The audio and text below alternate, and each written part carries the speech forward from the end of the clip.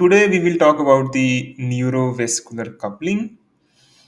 So if you look at the term neurovascular, it is made up of two words. That is the neuro means neuron and vascular you can assume as the blood vascular system.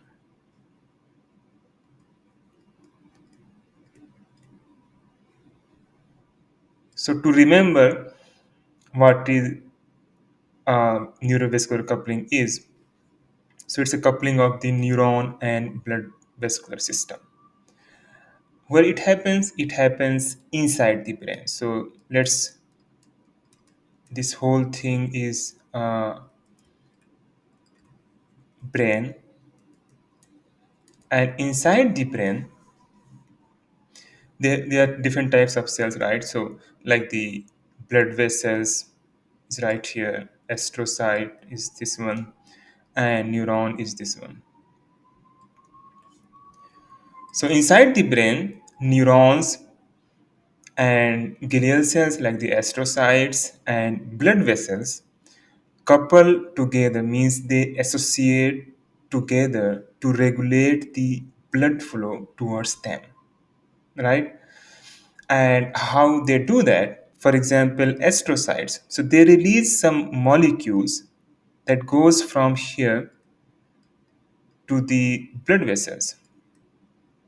So this is the molecule, and it binds on the blood vessels, and it causes the dilation of these blood vessel cells. And dilation, I can write it here, dilation. So it causes the dilation, and dilation results in the increase in the blood flow towards the astrocyte or the neuronal cell. So this represents the increase increased blood flow.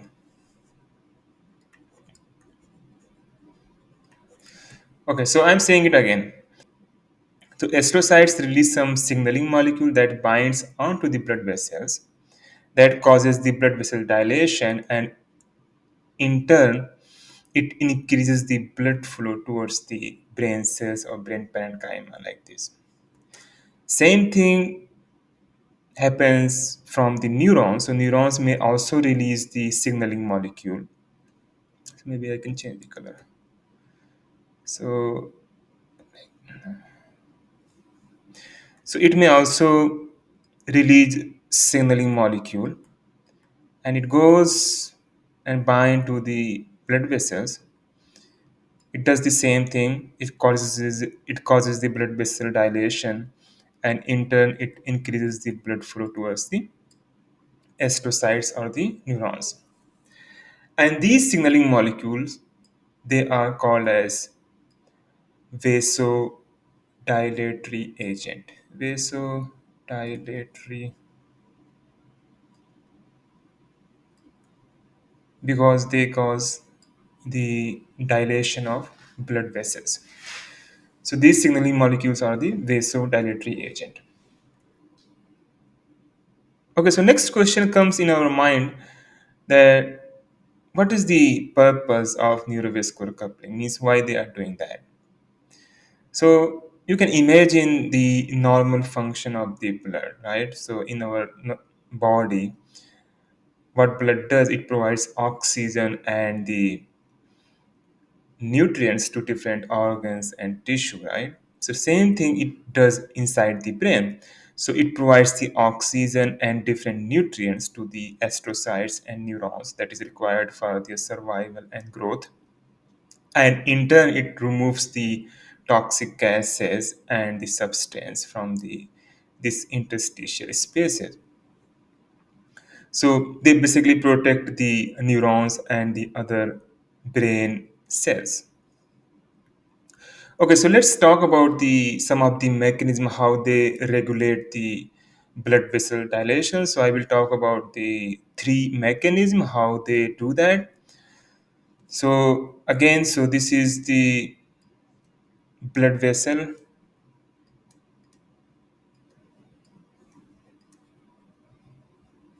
right? And this one is the neuron. This is also the neuron. So I'm just showing for the clarity, and this is the astrocyte, right? So all the three different component of the neurovascular system. So blood vessel, neuron, and astrocyte. So if I start from here, right? So this is the neuron and this is the presynaptic terminal. So when the neurons gets activated or when it fires the signals, it releases the glutamate into the synaptic cleft. So and this white thing, just assume it's a glutamate, right? And this glutamate binds to the receptor onto the astrocyte. And this receptor is the glutamate receptor, for example, mglu5, I believe R5, yeah. So it releases the glutamate, binds to the M-glutamate receptor on the astrocyte, and it causes to increase the calcium ion concentration inside the astrocyte, right? And that increase in concentration leads to the activation of this enzyme, that is the PLA2D2.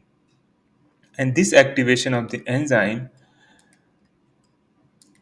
so this activation of the enzyme phospholipase A2 or D2, so their function is to convert the phospholipid into the arachidonic acid. So this is the I can write it here, right? So this is arachidonic acid.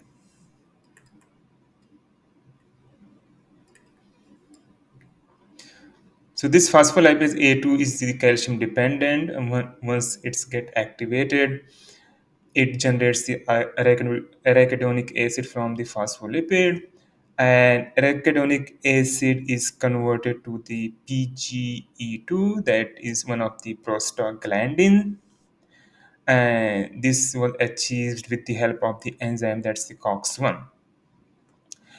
And this PGE2 goes outside from the astrocyte and binds to the blood vessel cells right here, and it causes the blood vessel dilation. So I can just write it dilation or maybe dilate, right? And it causes the blood vessel dilation. So PGE2 is the main effector molecule that binds to the blood vessel and cause the dilation. So that's the one mechanism. Second mechanism, or maybe I can summarize it. So if you start from the neuron, right?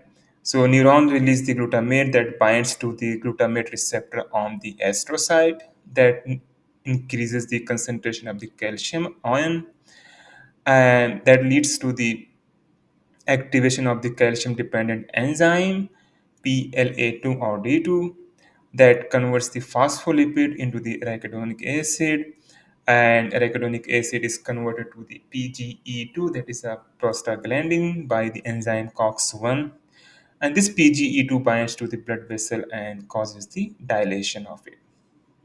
So that's the one mechanism. Second mechanism is the that depends on the potassium ion concentration. So astrocyte possess one channel, that is the BK calcium. So it is a calcium dependent potassium channel, and that flows the potassium from inside to the outside.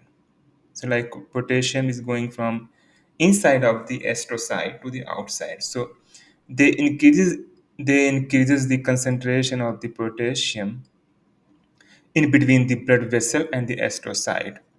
And this increase in the concentration is sensed by the receptor on the blood vessel, that is the KIR 2.1, and that again lead to the blood vessel dilation. So that's the second mechanism. So second mechanism is depend on the interstitial potassium ion concentration that causes the blood vessel dilation. And the third mechanism is the Again, this is the neuron and this is the presynaptic terminal. And inside the neuron, nitric oxide is synthesized from with the help of the enzyme that is the NNOS, that is the neural nitric oxide synthase. So I can write it neuronal nitric oxide synthase, right? So this is the enzyme. So this enzyme generates the nitric oxide inside the presynaptic terminal, and this nitric oxide is also goes outside the neuron and travel through the interstitial space and binds to the blood vessel, and ultimately it also causes the blood vessel dilation. So okay, so if I could summarize, so there are three mechanisms we are talking. One is the arachidonic acid dependent, another is the potassium dependent, and third one is the nitric oxide dependent. So just to tell you one more thing is the that nitric oxide is called as the vasodilatory agent, right? We just talked in the previous slide.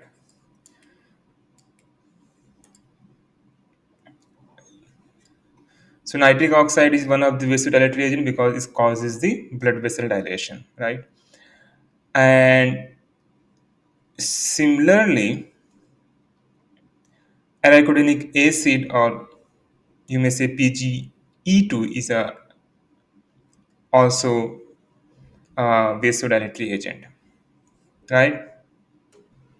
So that's it. And if I could summarize again, so neurovascular coupling is the process in which the neurons, astrocytes, and blood vessel couple together to regulate the blood flow towards the brain parenchyma, and they do so by releasing different vasodilatory agent like the arachidonic acid, nitric oxide.